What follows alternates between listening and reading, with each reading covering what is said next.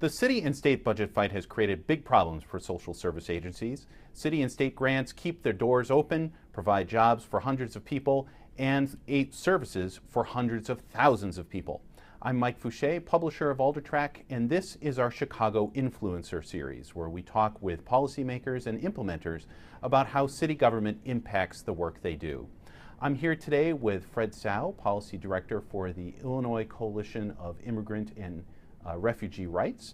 ICIRR connects immigrants with translators, human services, and resources to become citizens. But like a lot of other human service providers, the group has been warning for weeks now that budget wrangling between Governor Rauner and state lawmakers leaves funding for important programs up in the air. So Fred, with all of the stuff that's going on with the budget fight, what is most at stake for ICIRR?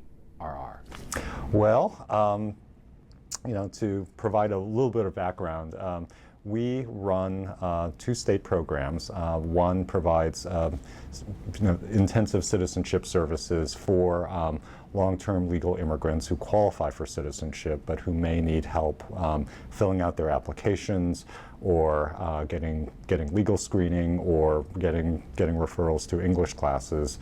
So we work with partnerships of community organizations to provide those services and organize workshops where we can provide those services.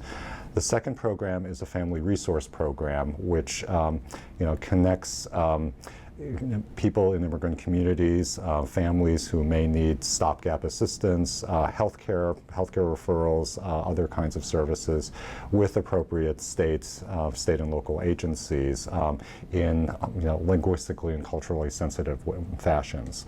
Both of these programs are on the chopping block. They are both state funded. The total line item is $6 million, which is 1% of 1% of the total state budget.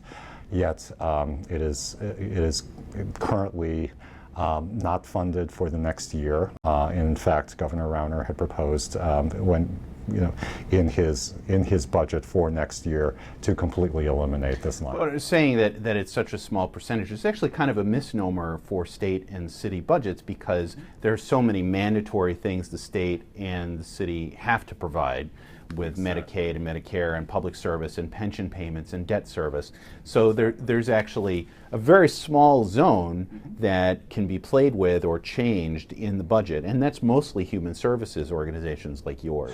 Indeed, yes. And in fact, the Family Resource Program actually helps the state comply with federal court mandates with respect to language access. This program that provides, that connects individuals with community organizations, that speak their language and then can provide liaison with the state is one key way in which the state is able to meet these various requirements. So if ICIRR were to receive big cuts, you have 60 partner organizations that you work with. That's correct. How many of these partner organizations do you think would be able to survive the cuts in the next year?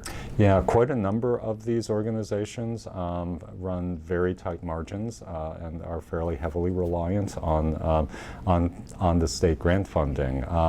There are perhaps a dozen, perhaps a couple of dozen organizations might shut their doors entirely. Other organizations that are somewhat larger are still going to need to cut way back on the programming that they're providing. One specific example, Mujeres Latinas en Acción, does a really good job of integrating the services that are provided, that are funded by the state into their overall program serving Latina survivors of domestic violence. If you pull one thread out, a lot of that seamless fabric of that web of services gets unraveled. Is there a drop-dead date for when organizations really begin to have problems and are looking at maybe not making it? Well, the state fiscal year ends June 30th, and the governor has announced that at the end of this fiscal year, if nothing else gets resolved, no funds are going to flow into this immigrant services line item. So that means the grant funding is going to stop as of June 30th, and that means that all of our partner organizations will need to make adjustments with respect to the services they offer. They may have to lay off staff. They may have to shut down programming or find other ways to fund that programming. So yours is a somewhat political organization in that you have a particular group of people that are often at odds with another group of people in the state in terms of whether they believe they should be full citizens or whether or not they should have rights here in the United States. How do you think that that has impacted your ability to be able to make a case in the state? Well, it's actually interesting. Some of our strongest advocates in support of the state funding are leaders in the Republican caucus in both the Illinois Senate and Illinois House. They understand that the state is changing. Immigrants make up 14% of the state's population and 17% of the state workforce. These leaders understand that's in order for the entire state to flourish economically, we need to fully integrate our newcomers into the state, and provide the support that they may need in order to become citizens or to access health care or get referrals to English classes or what have you. I would hope that the other leadership within the state is able to understand the deep underlying concern and the need for services like the ones that we're providing in partnership with the state. So there's definitely a very strong showdown going on between Speaker Madigan and Governor Rauner, and Mayor Emanuel is somewhere in the middle, shuttling back and forth between the two. But it seems like this is a showdown that's going to be lasting for a while. Well, what do you say to your partner organizations? Yeah, we say, please, get engaged, follow what's going to happen, put in calls to the governor, put in calls to your